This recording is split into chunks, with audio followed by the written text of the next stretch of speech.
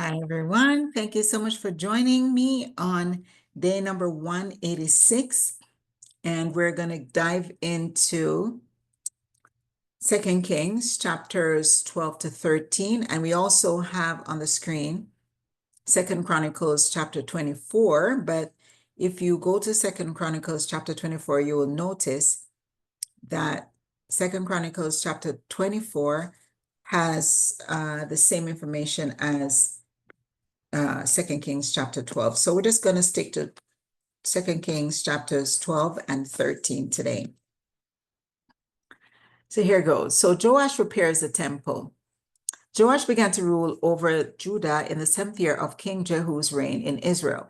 He reigned in Jerusalem 40 years. His mother was Zibiah from Beersheba.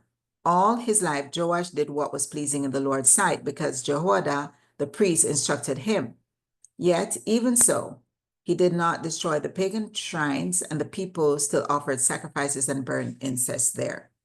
One day, King Joash said to the priests, "Collect all the money brought as a sacred offering to the Lord's temple, whether it is a regular assessment, a payment of vows, or a voluntary gift.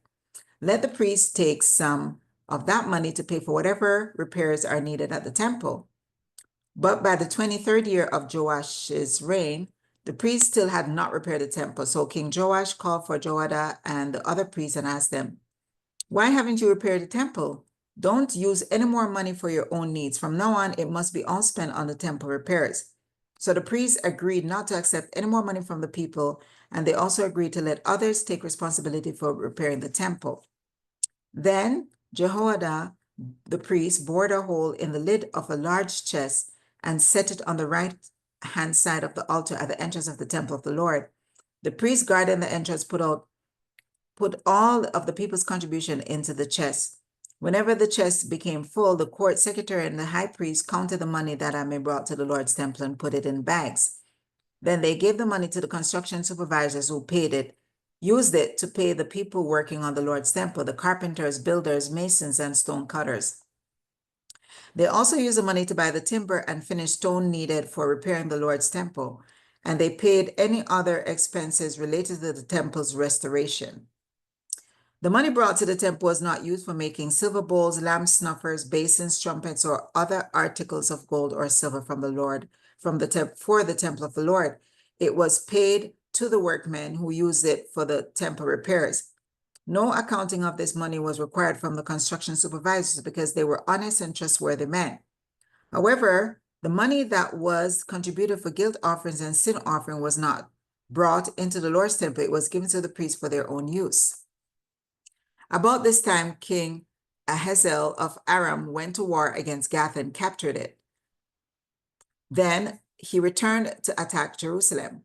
King Joash collected all the sacred objects that Jehoshaphat, Jehoram, and Ahaziah, the previous kings of Judah, had dedicated, along with what he himself had dedicated. He sent them all to Hazael, along with all the gold in the treasuries of the Lord's temple and the royal palace. So Hazael called off his attack on Jerusalem. The rest of the events of Joash's reign and everything he did are recorded in the book of the history of the kings of Judah. Joash's officers plotted against him and assassinated him at Beth Millo on the road to Silla. The assassins were Jesachar, son of Shemeath, and Jehozabad, son of Shomer, both trusted advisors. Joash was buried with his ancestors in the city of David. Then his son Amaziah became the next king.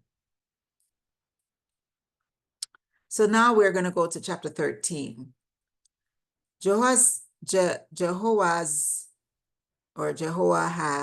son of Jehu, began to rule over Israel in the 23rd year of King Joash's reign in Judah. So we are doing like a parallel record of the two kings. Remember, Joash was the king of Judah, and Jehoahaz, he was the king of Israel. So Jehoahaz, he was ruling over Israel in the 23rd year of King Joash's reign. And by then, King Jehoash, he would have been So 23 plus 1 plus 7 is 30. He would have been 30 years old at the time. He reigned in Samaria 17 years, but he did what was evil in the sight of the Lord. He followed the example of Jeroboam, son of Nebat, continuing the sins that Jeroboam had led Israel to commit. So the Lord was very angry with Israel, and he allowed King Ahaziel of Aram and his son Ben-Hadad to defeat them repeatedly.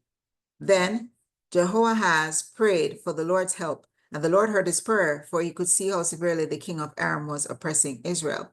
So the Lord provided someone to rescue the Israelite from the tyranny of the Arameans.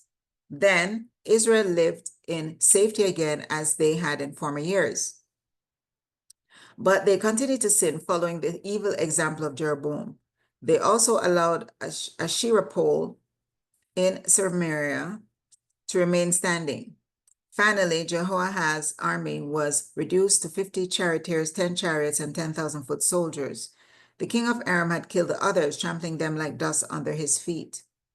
The rest of the events of Jehoahaz's reign, everything he did, and the extent of his power are recorded in the book of the history of the kings of Israel. When Jehoahaz died, he was buried in Samaria.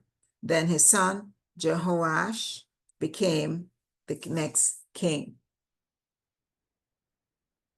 Jehoash, son of Jehoahaz, began to rule over Israel in the 37th year of King Joash's reign in Judah. He reigned in Samaria 16 years, but he did what was evil in the sight of the Lord, and he refused to turn from the sins that Jeroboam, son of Nebat, had led Israel to commit.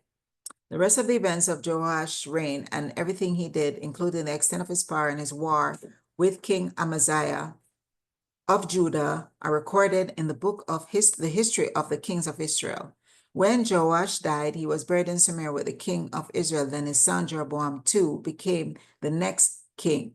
So we have Jeroboam 1 and we now have Jeroboam 2. When Elisha was in his last illness, the king Jehoash of Israel visited him and wept over him. My father, I see the chariots and the charioteers of Israel, he cried. Elisha told him, get a bow and some arrows. And the king did as he was told. Elisha told him, put your hand on the bow. And Elisha laid his own hands on the king's hands. Then he commanded, open that eastern window. And he opened it. Then he said, shoot. So he shot an arrow. Elisha proclaimed, this is the Lord's arrow, an arrow of victory over Aram, for you will completely conquer the Arameans at Aphek.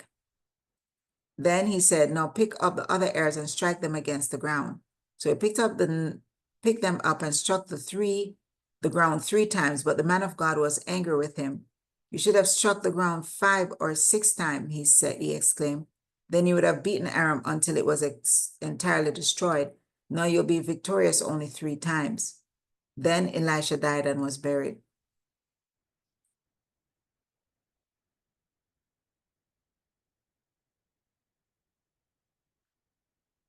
Yeah, that's a sad moment. Groups of Moabite raiders used to invade the land each spring. Once, when some Israelites were burying a man, they spied a band of these raiders. So they hastily threw the corpse into the tomb of Elisha and fled. But as soon as the body touched Elisha's bone, the dead man revived and jumped to his feet. King Hazael of Aram had oppressed Israel during the entire reign of King Joahaz. But the Lord was gracious and merciful to the people of Israel, and they were not totally destroyed. He pitied them because of his covenant with Abraham, Isaac, and Jacob, and to this day he still has not completely destroyed them nor banished them from his presence. King Hazael of Aram died, and his son Ben-Hadad became the next king. Then Jehoash, son of Jehoahaz, recaptured from Ben-Hadad, son of Hazael, the towns that had been taken from Jehoash, father Jehoahaz. Jehoash defeated Ben-Hadad on 3 occasions, and he recovered the Israelites' towns. And so Elisha's final prophecy came to pass as per the test that he was put under. And you can see that God allowed even the very bones of Elisha to revive someone who was dead. And we can see the power of God even in death. God can do anything. And this, again, I just want us to remember, it's not a man thing, it's a God thing. God can do anything, and he allows whatever he chooses to allow. And this is God's doing to prove to man that God can do whatever he chooses to do, and he can do anything. And so that's the end of this session of our reading of 2 Kings 12 to 13 and 2 Chronicles 24. And like I said, we're not going to go through 2 Chronicles. So this would be just the part that we're going to end on this note.